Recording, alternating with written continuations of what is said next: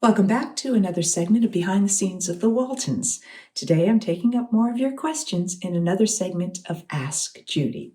If you enjoy these segments, please do hit like and subscribe. This question is from Patricia Garrett, who said, this is in regard to mysteries that I talked about, where you said another mystery is that in an early episode, the adult John Boy voiceover tells us that Mary Ellen had 2 children and was married to a college professor. Today, she lives in Richmond, Virginia, the wife of a professor at Virginia Commonwealth University and the mother of 2 sons. Both statements were wrong in the end of the reunion films. True.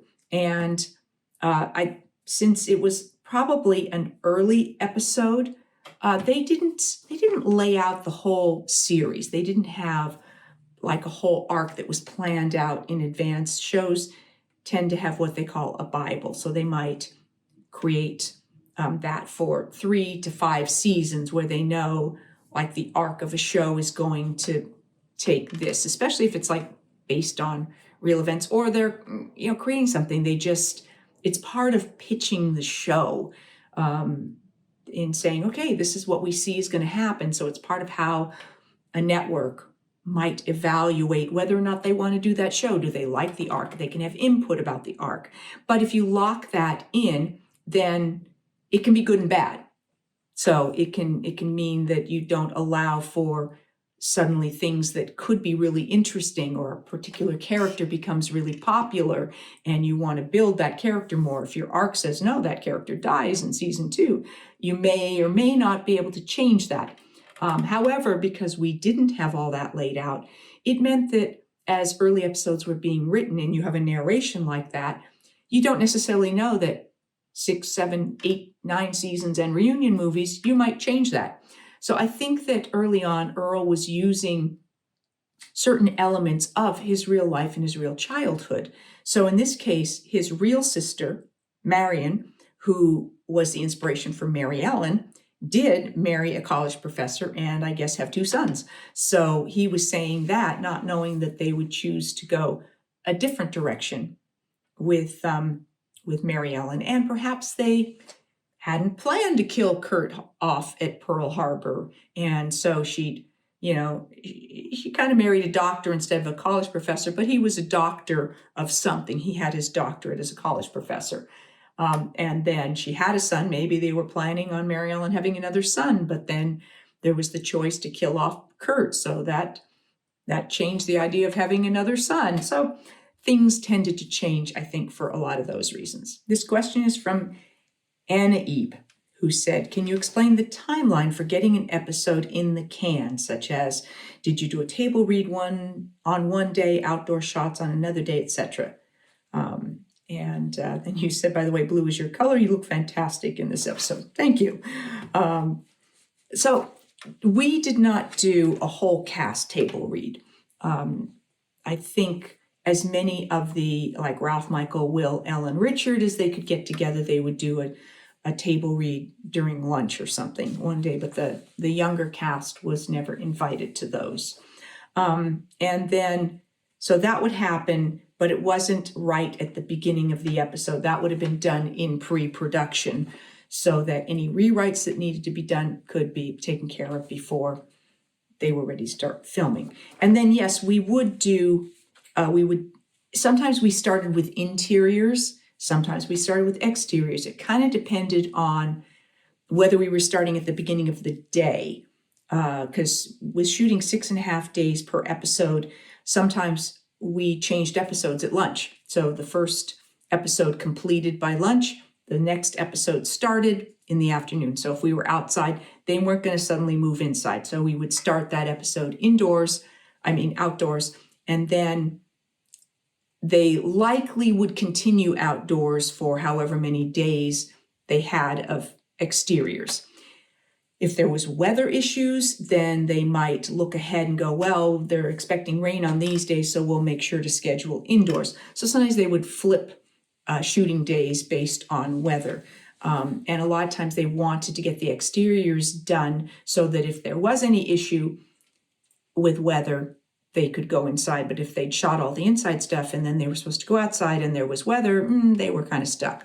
Fortunately, in Southern California, we didn't deal with weather a lot. And we were filming kind of June through, we did shoot through the winter. So when we started getting more towards the end of the year, beginning of the new year, and we were still filming, then they might have rain and stuff, and we'd have to figure that out. But it would be like we're interior, or if they needed to change to a different soundstage because we were shooting something that wasn't on our main soundstage, that would be usually a different day. They might, if they had to, make a company move during the day, because moving from one soundstage to another was pretty quick. If you had to move from the soundstage to the back lot, that took a little longer. And also our interior set, our main set, they already had it rigged all the time, so it was ready to shoot. The lights were there.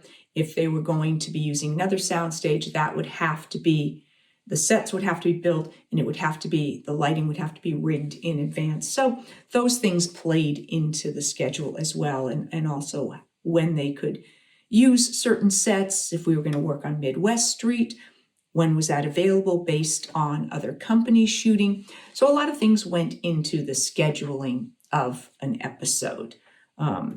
So that was kind of how that played out. I'm hoping to bring some more detail on how the shooting schedules were put together soon. So keep an eye out for future Ask Judy segments. This question is from Stage Fright, who said, "Hello, Judy, another fine Q&A session. Thank you for continuing supplying us with infotainment." I love that word. "Judy, you recently starred in On Golden Pond. If you have a multiple run on a play, how do you keep yourself from getting bored with the play but still manage to keep your character fresh and entertaining for the audience?" That's a good question. I think you have to do your best to make each show new and fresh, not in that you're changing things, but that you're looking to just be present and play off of, listen to the other characters, listen to what's being said, and try to experience whatever you're experiencing in that moment. That's about the best that you can do. Every show is going to be a little different. Some you're going to feel better about. I find, I might be like, oh, that scene went really well. And then another scene is like, I felt I've done that scene better. So it's an evolving thing. It's a living thing, and it should be. I find sometimes doing musicals, because you have the musical element, that adds a certain energy that helps. If you're doing a non-musical, then any energy is being generated strictly by you. I find the music sometimes, hearing an overture, all of that kind of helps get the energy going. So I think that helps. Comedies are great because you get the laughter from the audience, but you can have a night where you don't get so much laughter from the audience. So again, you're generating that yourself. So I don't know that there's any real trick to it other than just try and be present.